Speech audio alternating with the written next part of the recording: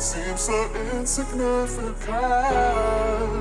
but no one really knows what's going on. Don't understand this love. It's a plastic face. It's insanity. It's insanity.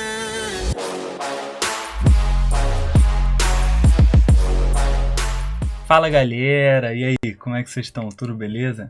Quem fala com vocês é o Breno. Dessa vez, como vocês viram no título, é dia do AMP500, o mousepad da Gigabyte, um mousepad híbrido que superou minhas expectativas em vários testes. E dessa vez eu preparei uns testes diferentes pra gente dar uma olhada, então vamos pular direto pra performance. Então galera, eu tava numa loucura de querer achar um método, algum teste maneiro pra eu poder testar o mousepad de um jeito diferente. Eu acabei esbarrando nessa ideia e os resultados deram muito certo, então eu vou tentar explicar para vocês mais ou menos como ficou isso. Como é que consiste esse método?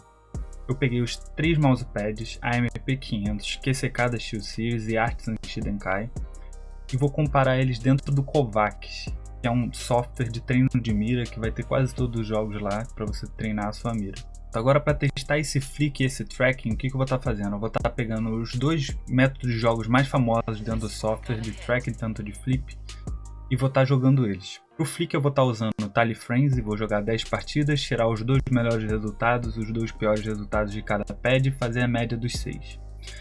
Para tracking eu vou estar fazendo o Ascended Tracking V3. Calma aí que é difícil de falar essa porra.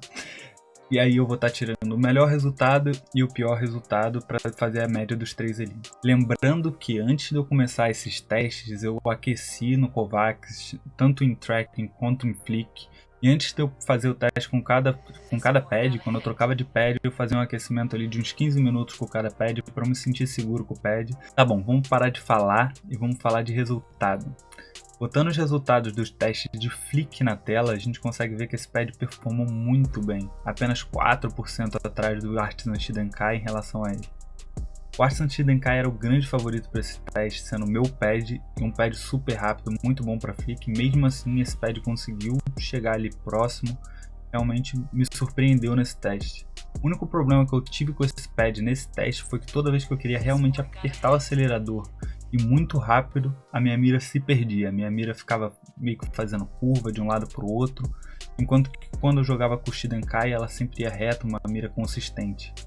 Não sei se é um problema com o pad ou se realmente é porque eu não estava acostumado a acelerar nesse pad desse jeito. Já quando a gente vai ver os resultados de tracking, esse pad realmente mostra a sua cara e mostra para o que veio. Mostra que ele não é só um híbrido de material, mas também um híbrido tanto de control como de speed. A gente pode ver que ele vai performar só 3,7% pior que um QCK, que é um mousepad puramente de control.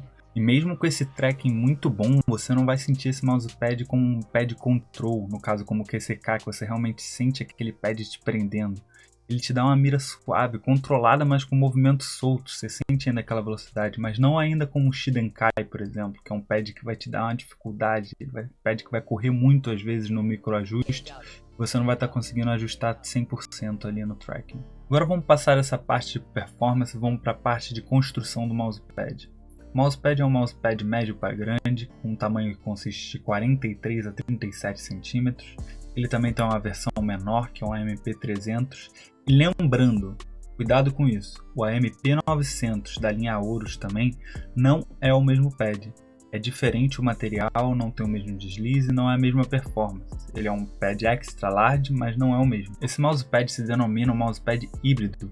É uma tecnologia que a Mad Catz trouxe alguns anos atrás, que é a junção de algumas características de mousepad rígido com mousepad de pano, como a velocidade e a durabilidade de um mousepad rígido, com o conforto, a facilidade de guardar de um mousepad de pano. Esse pad vai consistir numa mistura de tecido na parte de cima e silicone na parte de baixo. O silicone da parte de baixo é um silicone de ótima qualidade, bem macio, tem uma aderência ótima. Eu não consigo mexer meu pad na mesa. Realmente 1 milímetro eu não consigo, por toda a força não vai sair do lugar. Já o pano da parte de cima é um pano que tem uma ótima velocidade, mas tem um aspecto muito áspero. Então eu não vou estar aconselhando para quem tem uma pele mais sensível, porque você ficar passando a pele ali toda hora vai acabar te causando uma irritação por ser quase uma lixa. Esse pano da parte de cima do pad vai ser a prova d'água, que é uma ótima notícia para quem bebe na mesa. Quem nunca perdeu um mousepad por derramar Coca-Cola ou qualquer refrigerante no mousepad, né? Inclusive bota aí nos comentários se você já perdeu um pad porque se tu derramou refrigerante nele. Tu lava e nunca mais volta, sei como é que é. Mas esse pode ter certeza que tu não vai ter problema, pode derramar água, pode fazer o que você quiser. É realmente a prova d'água. Esse pad vai trazer uma tecnologia diferente para a borda dele, que vai ser cortada com um molde de calor. O que vai fazer que esse pad tenha uma borda muito boa e não vai ter aquele aspecto que algumas pessoas reclamam de pad costurado, que vai dar uma irritada na pele e vai ter aquele relevo ali no canto. Então é uma tecnologia bem interessante que parece que vai durar bastante tempo. Em geral, o pad vai ter uma pegada premium em questão de construção. Realmente você consegue sentir nos materiais que eles são de ótima qualidade. Esteticamente falando, a embalagem que eles apresentam para esse produto é uma embalagem simples, porém agradável, nada de mais, nada de menos. Um papelão de boa qualidade que vai aguentar ali se você for pedir ele, vai uma entrega, algo do tipo. Porém, eu acho que eles deviam colocar alguma coisa na caixa, entregar o mousepad nu e cru assim. Quem que não quer um adesivozinho, né? Eu sou louco dos adesivos. Gosto de adesivo, toda marca, pelo amor de Deus, me ouça. Olhe nos meus olhos. Quem quer um adesivo, bote adesivo na sua caixa, por favor. Falando de preço, realmente esse pad superou todas as minhas expectativas. Eu não sei como isso aconteceu, mas esse pad chega ao Brasil à vista na Kabum a R$60.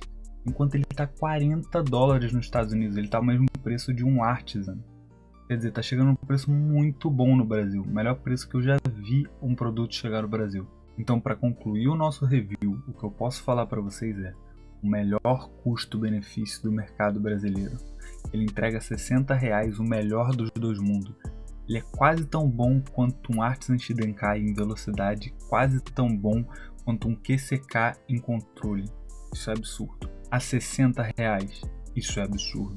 Uma durabilidade melhor do que a dos dois, absurdo também.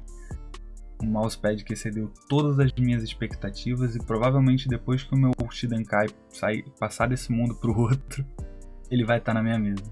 Então é isso, galera, eu vou ficando por aqui. Bota nos comentários aí se vocês gostaram desse vídeo, se vocês gostaram desse método que eu fiz. Coloca também quais outros produtos que vocês querem que eu faça review, que eu vou dar uma olhada e vou estar comprando pra gente dar uma olhada nesse review aí. Então valeu, um abraço, galera.